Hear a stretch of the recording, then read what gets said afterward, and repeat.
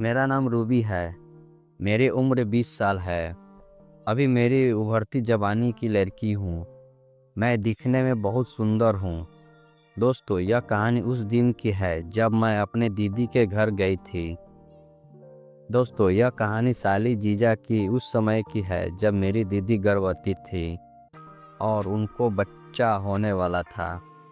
उस समय जीजू ने दीदी से कहा कि कुछ दिन के लिए रूबी को बुला लो तो कुछ मदद मिल जाएगी, और वैसे भी तुमको अब घर का काम करने के लिए डॉक्टर ने मना कर दिया है। इस पर दीदी ने अगले दिन पापा को फ़ोन किया और मुझे कुछ दिन के लिए भेजने को बोल दिया। फिर पापा मुझे लेकर दीदी के घर छोड़ने आ गए। उस दिन जब मैं घर पहुंची तो शाम को जीजू ऑफिस से घर आए और मुझे देखते ही बोले, आ गई साली जी, कैसी हो रूबी। मैंने नमस्ते की और कहा, मैं ठीक हूँ जीजू, आप बताइए। फिर हम सब लोग बैठकर बहुत सारे बातें करने लगे। तब सर्दियों में के दिन थे और ठंड बहुत ज़्यादा थी और रात को सोने की तैयारियां होने लगी। एक बेडरूम में दीदी, जीजू और मैं सो गई और दूसरे कमरे में पापा सो गए। अगले दिन पापा दीदी से मिलकर चले गए और मैं दीदी के घर ही रुक गई। अब मैं घर के काम करती, जीजू सुबह काम पे चले जाते थे और शाम को आते थे।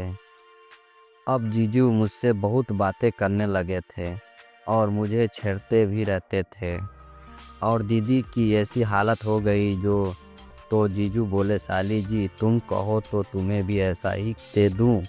यह बोलकर जीजू हंसते हुए अपने हथियार को खुजलाते लगे।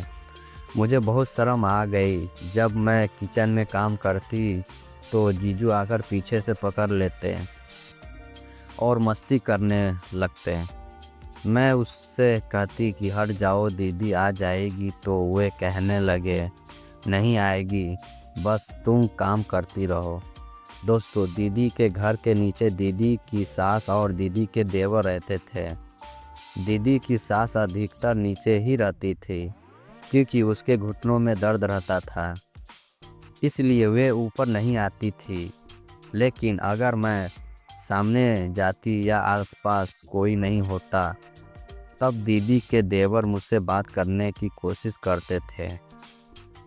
दीदी घर में किराए पर कमरा लेकर रहने वाले लड़के, आसपास पड़ोस के लड़के और रिश्तेदारी भी बहुत से लड़के मुझसे बात करने की फिराक में रहते थे, पर मैं किसी को ज़्यादा भाव नहीं देती थी और दीदी को भी यह सब पसंद नहीं था। मेरी दीदी कहती है कि आजकल के लड़के बस हवस के प्यासे होते हैं। हर लड़का उसका मज़ा लेना चाहता है और उसमें भी अगर कुमारी मिल जाए फिर तो कहना ही नहीं क्या है। क्योंकि यह तो दीदी को भी अच्छे से पता था कि अगर किसी लड़के ने रूबी को पटा लिया तो बिना किए तो छोड़ेगा नहीं।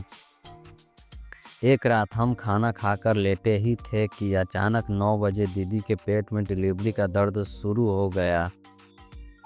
उनकी हालत बिगड़ने लगी तो जीजू ने गाड़ी निकाली, दीदी को अस्पताल ले गए और भर्ती करा दिए।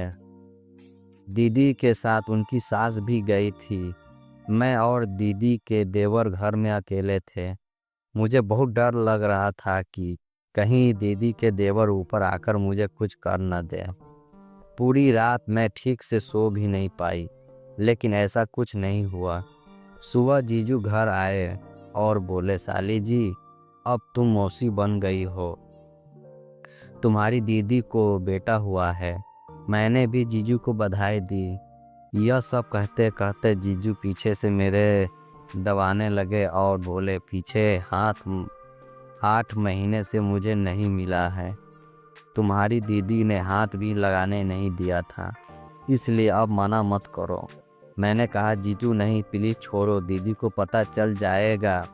इतना कहकर मैंने अपने आप को छुड़ाया और बाथरूम में नहाने के लिए भाग गई। तभी जीजू आए और बाथरूम का दरवाज़ा खोलने के लिए कहने लगे, लेकिन मैंने नहीं खोला। मैं नहाकर बाहर आई तो जीजू मुझे देखकर हंस रहे थे। तभी दीदी का फ़ोन आ गया। वे कहने लगी कि नर्स ने बाज़ार से कुछ दवाइयाँ लाने के लिए बोला है। जीजू बोले, रूबी जल्दी से खाना बना दो, तुम्हारी दीदी के लिए खाना भी लेकर जाना है। फिर मैंने खाना बनाया, जीजू ने खाया खाना और दीदी के लिए भी लेकर अस्पताल में चले गए। फिर मैं सो गई। शाम को जीजू अस्पताल से घर आए, बताया कि अभी नर्स ने 3 से 4 दिन में तुम्हारी दीदी को छुट्टी देने के लिए कहा है, क्योंकि उसको बहुत ही ज़्यादा कमज़ोरी और दर्द है, इसलिए अभी अस्पताल से उनकी छुट्टी नहीं कर सकते हैं। जीजू कहने लगे, साली जी चाय बना लो। मैंने चाय बनाई और हम दोनों साथ बैठकर चाय पीने लगे और बातें भी करते जा रहे थे। बातों बातों में जीजू ने मुझे बताया कि कल तुम्हारी दीदी की शादी को 5 साल हो जाएगा। तभी मुझे याद आया, अरे हाँ जीजू, कल तो आपकी शादी की सालगिरह है।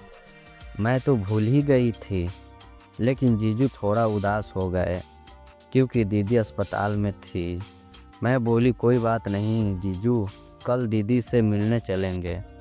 अगले दिन मैं जीजू के साथ दीदी से मिलने अस्पताल गई तो दीदी मुस्कुरा रही थी। जीजू बोले, जान तुम्हें याद है आज हमारी शादी के सालगिरह है? तो दीदी कहने लगी, हाँ मुझे याद है। जीजू ने हैप्पी मैरिज एनिवर्सरी कहते हुए दीदी के हाथ चूम लिए। जीजू कहने लगे, जान अगर तुम घर पर होती तो पार्टी करते और खूब एंजॉय करते। तो दीदी मजाक में बोली, मैं घर पर नहीं हूँ तो क्या हुआ, तुम्हारी साली तो घर पर है।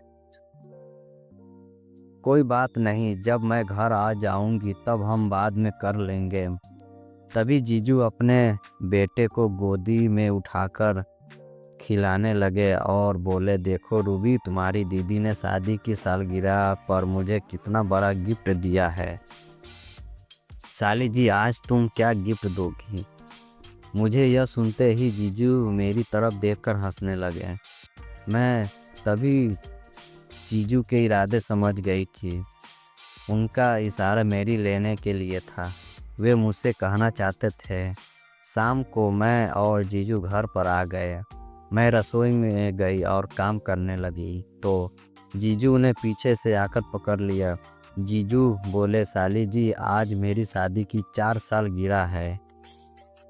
तुम्हारी दीदी नहीं है तो क्या हुआ, तुम तो हो। तुम्हारे साथ इसे यादगार बनाना चाहता हूँ। चलो अब तैयार हो जाओ।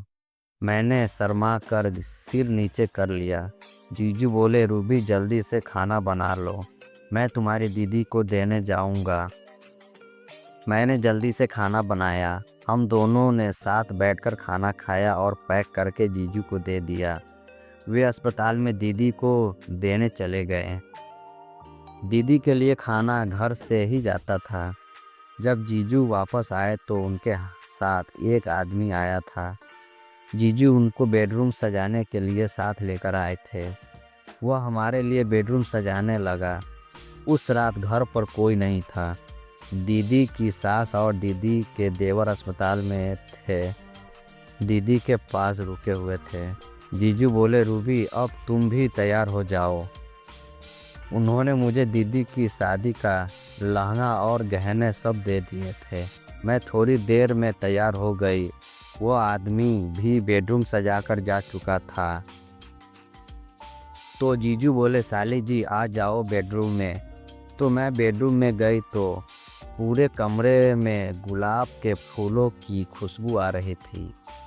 दोस्तों कसम से मैं किसी दुल्हन से कम नहीं लग रही थी। मुझे ऐसा लग रहा था कि जैसे आज मेरी सुहाग रात है। मुझे बैठकर जीजू खुद भी तैयार होने चले गए। 15 मिनट बाद जीजू आए। उन्होंने कुर्ता पैजामा पहन रखा था।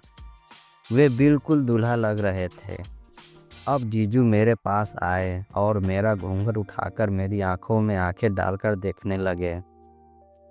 उसके बाद मेरे जीजू ने मेरे साथ वो सब किया जो एक पति पत्नी करते हैं। मुझे तो ऐसा लग रहा था जैसे कि मेरी ही सुहाग रात है। आज उस रात हमने 5 बार खाना खाया है।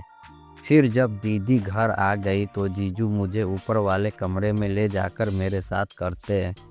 जब दीदी सो जाती थी मैं वहाँ 2 महीने रही और 2 महीने में मेरी पता नहीं कितनी बार जमकर हुई। फिर पापा ने दीदी को फ़ोन करके बोला कि अब रूबी को घर भेज दो। एक दिन दीदी कहने लगी, सुनो जी, रूबी को इतने दिन से यहाँ रुकी है, रूबी को शॉपिंग तो करा दो। तो जीजू मुझे बाजार ले गए और अच्छा सा सूट कुर्ती जीजू ने मुझे दिलवाई। घर आकर मैंने सूट कुर्ती दीदी को दिखाया जो कि दीदी उन्हें भी अच्छा लगा। अब मैं अपने जीजा से दूर आ गई लेकर अपने घर।